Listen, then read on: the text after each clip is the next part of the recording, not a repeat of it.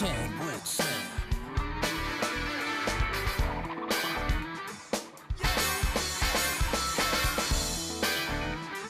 Jam with Sam. That was great, Pankaj. Got to know a lot about you. And we move on now to two guests. Now, this is, I think, the first for Jam with Sam. Yes. We're two at the same time. So these are, ladies and gentlemen, put your hands together for Hareesh Tibrewala and Sanjay Mehta from the company Social Wavelength, India's largest social media industry. So ladies and gentlemen, these are the people. Sanjay is one of the first person about 3 years back when I went and I said, can I send you a Facebook friend request? He says, I don't know you, so I can't send you a request. I said, now you know me, na? This is my card over here. So he's one of the first guys who connected me on social media and I've been actively following him very regularly for his updates. I got to learn a lot from Sanjay, from his speeches and all over there. Hareesh, it's a very interesting story. Hareesh's son and my son, both in the same class since KG. Okay, so we'll start with you, Sanjay. Tell me something about yourself, your work, your education, personality-wise, 2 things about you. You won't be able to ask the same question to Hareesh because a lot of it will be the same. Okay. But still, so you've given me the chance. I am an engineer, so I've done my BE from VJTI in 1985 way back. Also did a master's after that from the US at University of Southern California. That was also in electrical and computer engineering. First 10 years of my working career, I was an engineer. And so there was a family business in electrical engineering and computer engineering. We were making motors and AC drives and stuff like that. But around, 96, 97, the internet came to India.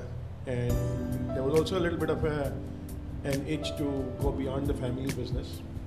Hareesh and I, of course, go back to college together. So we were in VJTI together, we were in the US together. We were friends after that for the next 10 years when we were in our respective family businesses. But after the internet came into India, there was an opportunity seen in the new space of internet.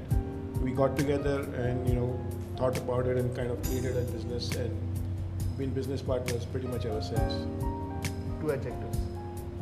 Myself, I guess one is workaholic, unfortunately. Another is filmaholic. That I know. You should read his reviews, honest reviews. He'll go watch that movie, come back, he'll put it up on his blog immediately over there about the movie. So people actually wait for his reviews to come out over there and then they go and see a movie. So he's more popular than Dale is looking at me over there, Dale, of course, is a film publicist over there. Like everybody either goes for Taran Adesh and who's the other person who's there? Famous? These are a couple of, but I always go to what Sanjay says because I find that really realistic and worth looking over there. So Hareesh, over to you. Tell me something about yourself. So ditto, work education, ditto. Nice, interesting. We're going to save some time over there. 2 adjectives about you. Now don't tell me that's the not same ditto. So adjectives are philosopher and coach. Philosopher and coach. Very nice, very nice. So you guys do a lot of work also in grooming new entrepreneurs also. I think for the the meetings and all, you do a lot of grooming of entrepreneurs, both of you, or he does it? No, both of us do. Both of us do. So the whole idea is that whatever knowledge we have gained, go and share with other people and see if you can mentor people, share those experiences, create some value for them. Giving back. Absolutely. So besides that, what happens that you are in one business, you are stuck in it, but there is such an itch to do so many new things. So what you can't do, you see your mentee do it, and you're able to contribute to his success. There is a big high in that, because if you think that your experience, he doesn't have to run through the same learning cycle again. If you can contribute that little one shift in his gears and he can go a different direction, it helps. And there's a high. I don't think I'm doing for him. I'm doing for myself if I'm mentoring somebody. Tell us something about your family. Yeah, I am happily married. My wife's name is Shruti. She's a homemaker and we have 2 daughters, Amoli and Saloni. Amoli is in the 3rd year engineering and Saloni is busy with 12th class science exam, so busy with entrance exam preparations and stuff like that. Over to Hareesh, family. So you already introduced my wife, Mala. She is the anchor of my life.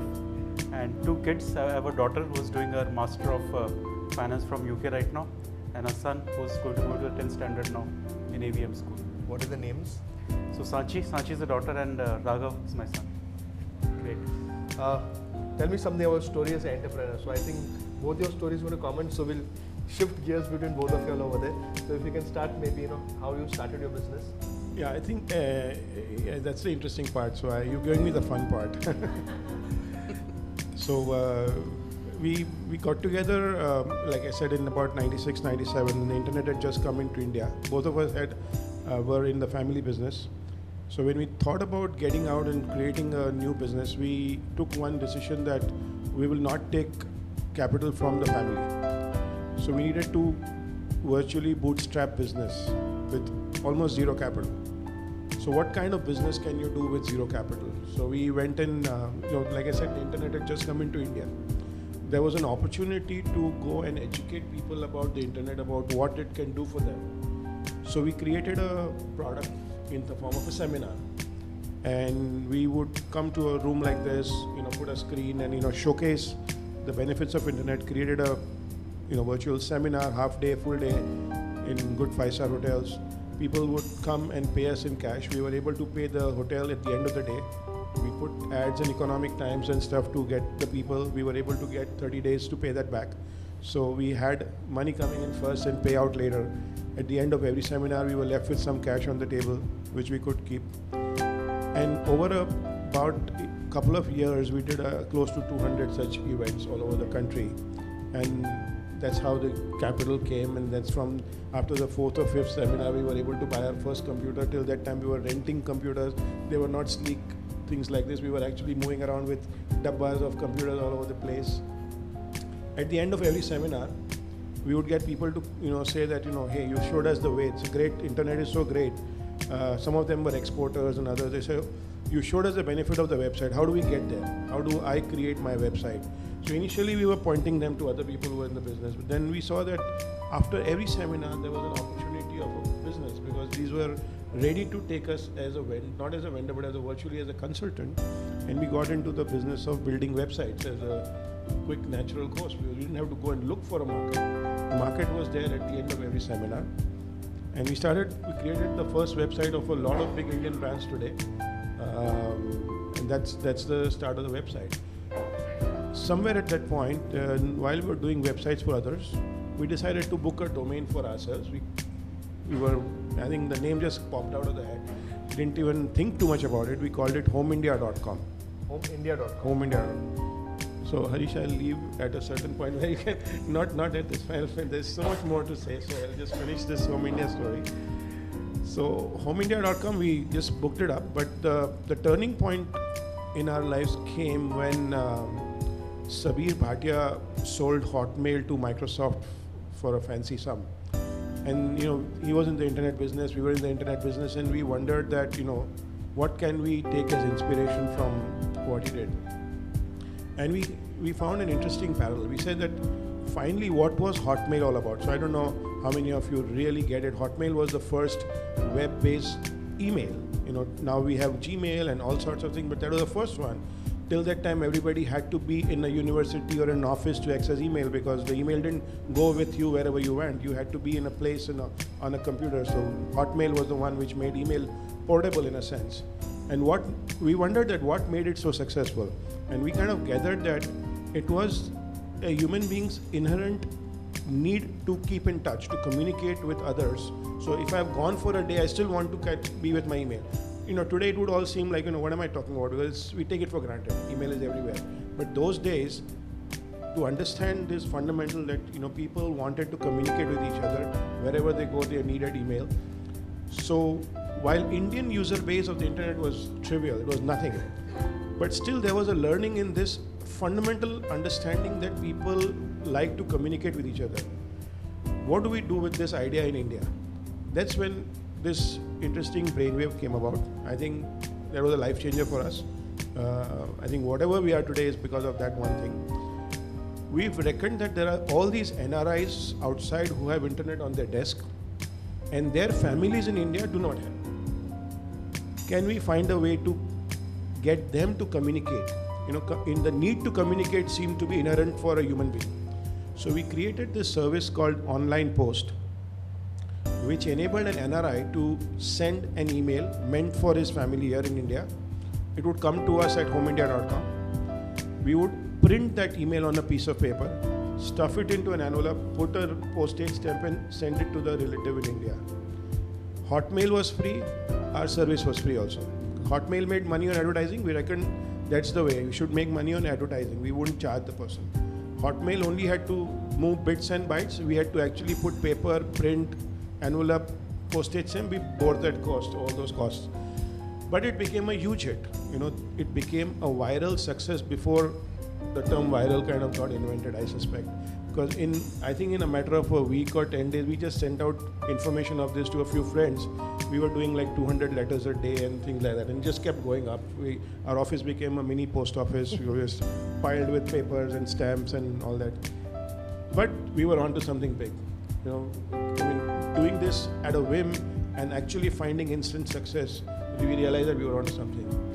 And then I think, the rest is history. I think I'll let Hareesh to carry on. Tell all the good stuff. Yeah, so Sanjay shared how we started the first business, which was the online post business. We quickly morphed it into a gifting service as well as the e-shopping site became very popular. So NRIs would come to our site, buy products, we would ship those products one at a time. E-commerce wasn't even known in our country at that point of time. So we were one of the first people to set up a payment gateway and collect money over credit card. When we used to go to vendors and say, give us products to sell, they would laugh at us saying, how will people buy saris and clothes on the internet? And this is the year 2000, mind you, I remember actually being thrown out of a sari shop, but the shopkeeper is telling the watchman, don't let this guy come again. He says he will sell saris on the net. I mean, people can't buy it without feeling it. Of course, we did great business. Business was good for us. We sold the business in 2007 to another company, and then we decided to go and do jobs in corporate India, So having been entrepreneurs for 2 years, for so many years, we thought the grass was greener on the other side. Maybe it's good to do a corporate job now where you have a nice big chair and a nice big car and a lot of people reporting to you. So we took up jobs. Both of us did 2 independent jobs for 2 years. Where were you all working? So I worked in a company called Jason's Industries. It's a manufacturer of industrial adhesives. A 200 crore company as president of the organization. Sanjay worked in a company called Compare Infobase, based out of Delhi, basically into internet domain monetization, again a 1,000-member company. So both of us did those jobs for 2 years, but somewhere the entrepreneurial remains. You want to come back and be your own boss and call your own shots and live life with your own conviction. So sometime 2 years later, it's around 2009. We read a book, very interesting book on social media. Social media was not known in the country at all at that point of time. So we read the book. Sanjay gave me a copy of the book. I read the book end to end, and it seemed like something really good is emerging in this country. And there is one more opportunity, where we could make something happen. So just like we leveraged the Web 1.0 phenomena to build Home India business, here was one more phenomena. So we quit our cushy, very well-paying jobs. Again, got back to entrepreneurship. Started from a scratch. First office like a 200 square foot office. Exactly 3 people in the office. You try to get the 4th guy to hire you. He comes, opens the door, sees 3 people and runs away. So starting the business from there. So you go and talk to the first customer and he says, where is your reference list? And there is no reference list. So again, restarting a business all over, right from a scratch and building the business. Business took off very well. So we were operating from an office in Govandi from a small room, 200 square feet room. And next month we added one more room and then one more room. And by the end of 1.5 years, it's like about 10 places in the office that we are occupying. We are a 100-member company, shifted to a bigger place, Got a lot of good clients, have won a lot of awards for the work we are doing. And right now our social media agency, Social Wavelength, we are in the 4th year of operation. So pretty much on our second trajectory as entrepreneurs. I suspect what really gives us the kick is the ability to create something. You want to be a creator. I want to create something and I want to see it grow. Okay, that really is what fascinates you. Can I plant a seed and can I make it happen? And that's really where the whole DNA lies. So you think that creating a company and then not getting attached to a company is important, and then selling it for valuation, you think something is that the end result of something? Not necessarily. That should be like an outcome. Okay. So my message to entrepreneur always is focus on creating value. Don't focus on valuation. People get carried by valuation. How soon can I build a company? How fast can I sell the company? That is not the way an entrepreneur is supposed to think. Think of creating a solid business. It will pay you money. Somebody will buy it or it will give you your dividend on a yearly basis, whatever it is there. So focus on creating value. Build solid businesses. Okay, whatever comes out of it is more of an outcome. So money cannot be your only goal. It has to be your passion which has to drive what you do. and it's your passion that you kind of put your emotions and energy into it and make the whole business happen. So if you don't have passion, you don't have the belief, you can never be a good entrepreneur. The life of an entrepreneur is very, very tough life.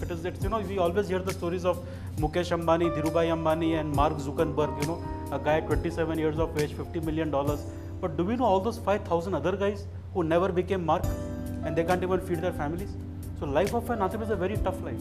So unless you have passion and you have family support, so the whole mixture doesn't gel. But once you put in the passion and your family is there to support you, it's a great journey beyond. What is the biggest challenge which you have faced till today? I think in our first business at homemedia.com, as some of you might remember, the .com bust happened. And by the time we had raised money and we had spent a lot of money, because that was how it was the days of the .com boom that time, suddenly we found that .com was a bad word. People would not touch .coms. We reckoned that we had a good business model, but suddenly you wouldn't get good people to work for because they thought it's a dying species. Investors would not look at you. Really, really tough times. About 2.5, 3 years, we had the money was at the lowest level. We had a fancy office. We kind of gave that up, went and worked, put ourselves in a smaller office. We had the conviction that we had a business model which was workable. So what if the money is not there? A lot of people should close down. We decided not to close down because we were convinced that the business we were running was made for the internet. Right. It was not a business which somehow we were trying to just get eyeballs and try to peddle it off. But those 2.5, 3 years were really tough going because it was hard to make ends meet. There was no investors signing nice fancy checks and supporting us. So those are tough years, I guess. Okay. What about the road ahead for both of you, for the company? What do you see ahead? I think we are in, like Hareesh said, this is the second running, and it almost seems like a deja vu because we are again in a business which is hot. When we went into the internet business, we were early and it was hot at that time. Except this time we think that it's here and it's for real. There's real value. It's not just what you would call some sort of an irrational exuberance as it used to be called in those days. And it seems that God has given us another big opportunity and we're going to make it. So we're just focused on growing it, making it bigger. One side, when they think of digital media, and they say, what is the whole big digital media business worth? And it seems like a small number compared to the marketing spends in the television and all that. But I think it's evolving in a very, very different direction. So it's not just a question of getting a fraction of the marketing spend. We are getting monies from corporate communication budgets. We are getting money from HR.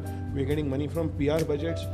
Social is becoming social business. It's not anymore just social media marketing where you get leftover peanuts from the marketing spend. Okay. We're getting money from different sides. It's exciting. I think it's for us to see how big we can make it, and sky's the limit. So you don't think this will be like another .com bust? What is your feeling on that? Not really. I mean, obviously with any hype situation, there's an element of falsehood which comes in the hype.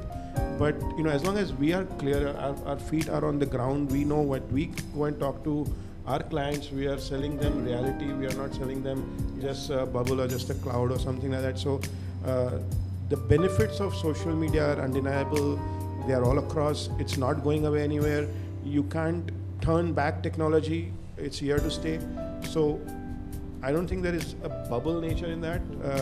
What we promise has a clear path to, for the client to get his results. So I don't see that. There will be some people who will try to make a fast buck. At least we are clear that that's not the path we want to take. Okay. So I think I don't have any challenges in that sense. If not this, then what? So I hope it's not, if not this, after this maybe. That's okay. Hopefully write. I'd love to write, so maybe put together fiction, non-fiction, be a digital nomad in some sort. So travel and digital together is a dream which I have. Hareesh, how about you? If not this, then what? Maybe write poems. Poems? Hindi or English? So as I said, I'm a philosopher, so a philosopher has to kind of delve into that dream. Language doesn't matter, right? Okay. It's just poetry. It's that just the feelings which flow through. Absolutely. Mala is smiling. She's at least, he'll write me some nice poems and all that stuff. And my wife is looking at me. She's wondering how will he manage the How will I household. Poems. Okay, small rapid fire round. I'll go alternate over there. Fear, Heights. dreams, Money, God, Fearing. Not fearing. entrepreneur, challenges, challenges, Every day. change. do it. Do it. Very nice. Let's give a hand for them, yeah? Something which inspires you, a person, a quote or something. Entrepreneurs, a successful entrepreneur story, biographies are very inspiring. And you, Hareesh? So I think a person who has inspired me deeply is Mahatma Gandhi. You know, I've read his autobiography. I've read lots of books on Gandhi. I've watched his movies and various movies around Gandhi. And what inspires me is not just the fact that he was a freedom fighter, but I think he was like a master strategist. You know, he understood strategy very well. A master marketeer. You know, he knew how to brand himself, how to connect to masses, how to make all the communication happen. And obviously a very, very honest human being. So the multitude facets of the person are absolutely amazing, and he has been a huge inspiration for me. One lesson life has taught you. I think I'll go with what Pankaj said, not to take anything for granted. I think it's equally true for me. Yeah. Especially Ghar ki murgi dal barabar. Yeah. I mean, you're up one day and down the other. So that the first experience of entrepreneurship had some really good lessons for us. Hareesh? Yeah, so I think one lesson life has taught is be honest, be yourself. Don't try to pretend to be somebody else. Whatever you are, just be that, and you'll manifest the best you can. Something you'd like to change about yourself? My weight, of course. Everybody's heavyweight. Sanjay, You got all heavyweights today. Sanjay, you I wish I could sleep some more hours. sleep some more hours, okay. Okay, now in your view, how important is networking? It's extremely important, no question about it. I think a lot of where we are today is on account of networking, in the sense that a lot of our initial business came through connections in Rotary, friends, but in networking, I mean, you don't work out with an objective that what can I get out of it. Basically, it's about giving. It's about being genuine. And if you want to connect to people because they'll make something out of it, go ahead and connect. Don't think that where's my cut. It's not a brokering kind of conversation. So as long as you're natural, I think it pays back. I mean, people are out there coming back to help you. So I think it's amazing. So I think business is about networking. You know, it's not about merit. It's not about the proposal you make. It's about how well you know the guy and how much he trusts you. So I think business is actually about networking. It's extremely critical. Now, I'm not going to ask this question is how important social media is to you, because I'm going to ask you, either one of you, to tell the customer is, here we have all small businesses, we don't have any enterprise customers, is how important is digital media for them today? I think for SMEs, digital media is a boon. I mean, it's that one opportunity which can get you to be at a level playing field with a much larger competitor of yours. But you have to practice it yourself, is what I say. SMEs, most of the time you don't want to get an agency. You probably may not be able to afford. I'm not sure. I mean, you may be large SMEs, but still, the SME has a little, closer want to, make every rupee count. And agencies, you will not see that necessarily. I mean, I'm an agency, and I'm still saying this thing. We love to work with larger companies who can see bigger budgets for longer time. But no, that's not. It's not about me, and it's just about SMEs. I think it's tremendous boon for SMEs because working yourself, you can make your time and your money reward yourself many times over compared to putting an ad in a magazine or a newspaper or a television, because usually you'll have limited budgets. You may not be able to put in a long campaign on television or print or something, but you can make that money count for a lot just by doing intelligent digital media, whether it's LinkedIn, whether it's blogging or whatever you feel like doing. Hareesh, how about you? How do you feel is the future of blogging as a comparative? Do you feel that a Facebook is a better, or a LinkedIn is better, or a Twitter is better, or blogging is better? So I think each platform has its own place in the ecosystem, depending on the kind of business you are and what you need to do. So for example, blogging is very important to build consumer confidence and trust. Specifically, if you can get other people to write about your product or advocate your brand, Blogging also has a longer shelf life. Once you create a blog, it remains for a long time. You put up a Facebook update, by next day morning it is vanished and gone. You put out a tweet, it has a 5-minute kind of a lifespan. So depending on your business objective, you have to choose the right platform. Whether it's Facebook, LinkedIn, Twitter, blogging, each has its own role in the ecosystem. But you need to identify the correct strategy and use the correct platform in the correct fashion. Okay, very nice, very interesting. One thing you've tried, one thing you've not tried and you would like to do? I definitely like to get into golf sometime. I've not had a chance to spend much time on golf. Okay. Scuba diving? Scuba diving, wow, fantastic. So are you afraid of that or you want to do that? So we did a little bit of, not scuba diving, some diving when we were in Australia once, and I really enjoyed it. Okay. Being underwater for some time. So Okay. yeah, if I get a chance, want to do scuba diving. You don't get claustrophobic or something like that? So when I do it, I'll come to know. Okay. Okay. What would you like to be in your next life? I give it options is Steve Jobs, Bill Gates, Mark Zuckerberg, Amir Khan or Dhirubhai Ambani. Out of this lot, I'll pick Steve Jobs. Steve Jobs. Why? He had an exciting life. I mean, including going out to the Himalayas and spending time, being in your own terms, doing everything. Fascinated by design, fascinated by user interface. I think that's the thing. Some of those things I'm also equally passionate about. So that's a parallel life. Okay. Hareesh? Maybe be an entrepreneur again. Choice diya gaya. Maybe I'll choose Ambani. Ambani, okay. Yeah. Paisa. So between both of you, My wife is happy. My wife is happy over there. So between both of you, are you a more operations guy or more finance driven, or are you a more operations or finance driven? What is the kind of, since two people are there, just like husband, wife in the house, the husband occasionally does not go to the kitchen, the wife doesn't want him over there, and he prefers him to earn out over there. So what roles do you all both do? Keep each out of each other's way or something like that? So in Home India, what we used to do is to actually rotate our roles every year. Oh, okay. So what he would do one year, I would do the next year, and we would kind of completely rotate it. So okay. You can pretty much replace us for any role. Okay. I mean, we could go for a client meeting, he could sit for half of the meeting, walk away, I could walk in, client wouldn't see the difference. So Okay. in that sense, Okay. we feel ourselves completely, we are able to mix match in everything. What do you like the most? I mean, you like People. You like I like customer facing and interacting. Could be customer facing, could be people in-house. I basically like to talk to people. Okay. That's what I love doing. Talking to people, whether talking to employees, talking to customers, talking to an audience, talking to people is really what I love. Talking to Engaging. wife also comes in that? Am I supposed to answer that question? Okay. How about you, Sanjay? I like marketing, and I also like strategy. I think strategy is something which motivates me, inspires me. Okay, strategy, long-term strategy, planning and all. Long-term strategy, even campaign strategy on client campaign strategy. Okay, I like that. Interesting. Besides business, what are your other passions which you shared? Any other passions you have? Films, travel, family. You like to travel? Yeah. I know this. I think there's some person in your company who I always see him going. I'm in Singapore, and he keeps writing. What's his name? Srinivas. So I mean, that's something very interesting, and he keeps blogging about that and all. And I think you all encourage him also a lot. Even pay him a salary. Pay him a salary. That's important over there. So I mean, and that's something very interesting. People are actually traveling and blogging about that kind of stuff. And then you also, So I think especially in fields like ours, it's that creativity which comes to play. And creativity doesn't come sitting in four walls in front of a computer alone. So more experiences, more new experiments in life. That when they come back inspired with something new ideas, new thoughts. do you all? How do you think of the work from home kind of concept? Do you think that makes sense in India, working from home? You have to be ready as an organization. If you have processes and methods which are put in place, then it can work.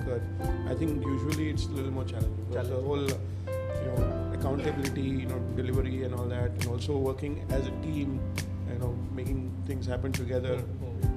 Some maybe exceptional organizations which have put all these things in place could work. Or if you're working as individuals, then it's fine. But as long as you're in teamwork and coordination and stuff like that, I think it's not very easy. And how open are customers? You mentioned working with customers. Like today, it's become very difficult to go and physically keep meeting the customer. So you think things like video conferencing and Skype and all, customers are open to that? Absolutely, 100%. They're open to that. 100% works very well. They have no problem. I think we have clients across the country and we're not necessarily having presence everywhere. So video conferencing, conference calls are a boon. And people clients are comfortable, they're happy to do that. I think traffic and this is pretty challenging. Yeah, I think everybody today starts valuing their own time. So there was a time when clients would say, idhar aake milo, let's do a meeting. But I think people are becoming very practical. They know that the work is more important than the physical interaction. As long as it happens, it's fine. So I think once Mr. Ambani rolls out the 4G, then your phone and your net and your video conferencing is going to be big time. It should be. It should be over there. Absolutely. I had gone to the store today also and they said, "हमको पता नहीं कभी चालू होएगा." So let's hope for some. They open stores. No, Reliance, they're starting the 4G, na? So they're not sure when. That's the other brother, right? Yeah, the other brother. Sorry. How's been your experience? You might have heard of Jam with Sam outside. It's the first time you're coming over here. So what are your feedbacks and your kind of thing about Jam with Sam? Oh, it's amazing. What a fantastic brand you've created. Very inspiring. Very innovative. I feel like I'm on the Oprah show. I made it today. Thank you so much. Hareesh, how about you? Yeah, it's the first time I'm getting jammed with Sam. Jammed with so Sam. it's an interesting experience, and very interestingly, maybe first time I'm sharing the dash with Sanjay. So when you go to an event, either I speak or he speaks. Rarely we are both speaking at the same event at the same time. So sharing the dash with Sanjay and learning so many new things about it. That's nice. A question, just an ending question is, how important do you think is a person, like you have Facebook, you have LinkedIn, you have Twitter. So do you think that a lot of people I've seen creating a Facebook account and sharing only company information on that. He'll be talking about his company, he'll be sharing his ads and all that stuff over there. Do you think that makes sense, or a person should keep his personal account talking about his personal stuff and maybe sometimes talking about his company? What is your take on this particular thing?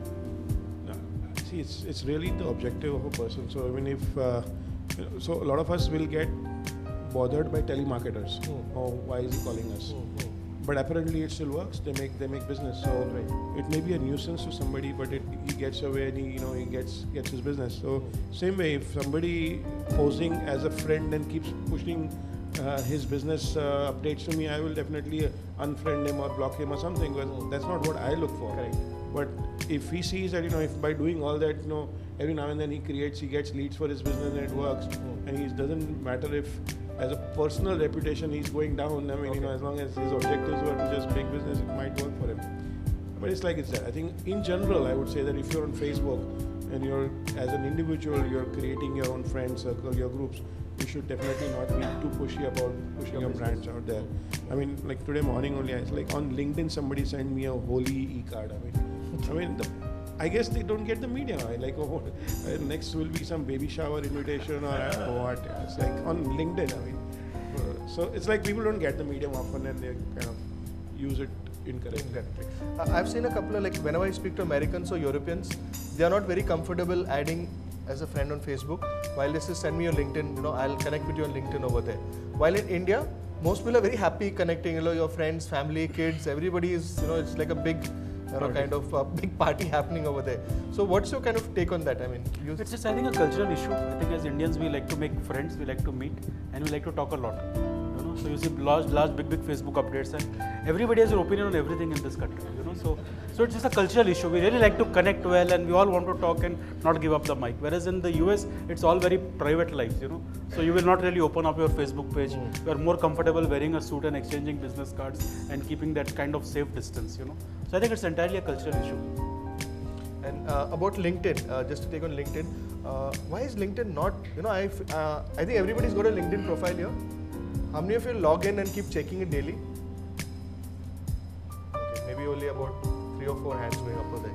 Why is LinkedIn not taken up so much compared to Facebook in India? Is it because their ads are expensive compared to Facebook, or there's a... No. So I think it is lack of understanding of the medium. It's not about the ads. So both the mediums work in different fashion. You need to learn to use the medium well.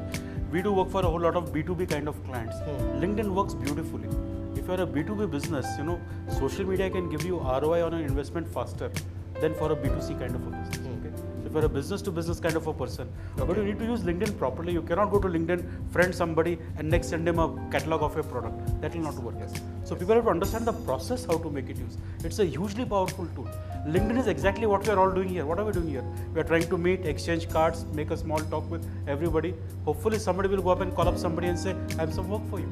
Okay, that's exactly how LinkedIn manifests.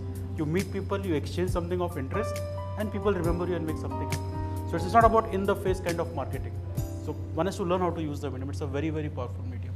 And in the longer, I think LinkedIn will kind of do better than Facebook. If I had to buy stocks today, I would rather buy a LinkedIn stock than a Facebook stock. So you think that Facebook in America, they say slowly it's going down, or is it going No. So I'm not saying Facebook is not a good stock. I'm saying relatively speaking, LinkedIn is better. Facebook is here to stay. A brand that caters to 1 billion people is not going to vanish in any real time to kite. You know. And we keep seeing a lot of tweaks happening in Facebook. You know, sometimes they change this style, sometimes they change. Do you think that's important, which is happening as he keeps on doing it? Because some people don't like change. They say they've changed the whole, I've got to sit and learn everything once again over there.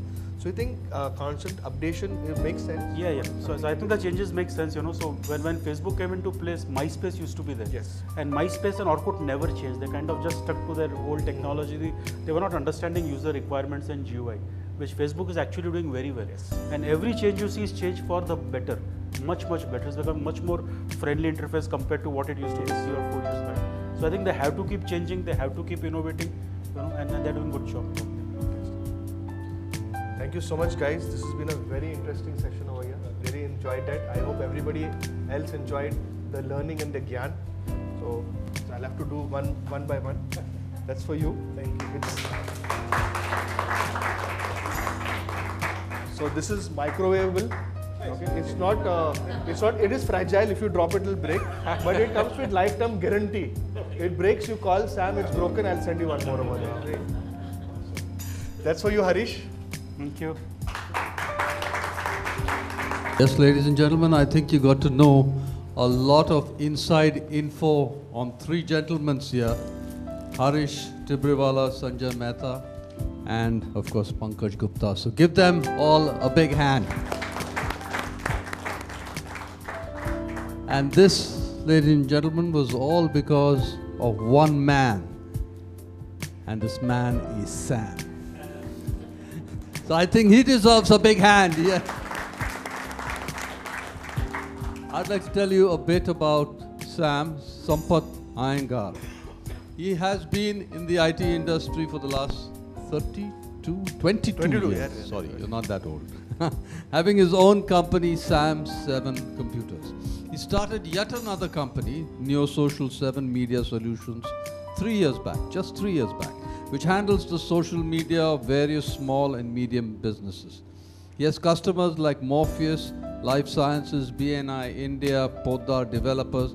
He also manages the social media accounts for Ramu and Associates, IQ Vision Care, Rotary District 3140, Revive Lifestyle, Condom Point, BMPA, UBX West, Couriers, there he is, etc. To explain further, Neo Social 7 handles their presence across various platforms like Facebook, YouTube, Twitter, LinkedIn, Pinterest, etc. I just got into that. In January 2012, Sam decided to create an offline event for all his online customers. Here, much like Coffee with Karan, Sam has Jam with Sam. Where's the jam? I still haven't had jam. Well, he interviews 2 business entrepreneurs every month who share their life story, goals and achievements, both professional and personal. Prominent jammers were Neeraj Shah, National Director BNI India, Agnello Rajesh Athaid from St. Agnello Computers, Tushar Singhat, MD, D-Link India, Karen Shaiva from ID Pro, Vivek Mendonca from Lawrence and Mayo. He's also a Rotarian for the last 18 years from Bombay Sea Coast and is in the Rotary District 3140, heading the digital media position for the next 3 years. He's also a BNI member from the Alpha chapter for the last 8 years. Ladies and gentlemen, Sam! Thank you.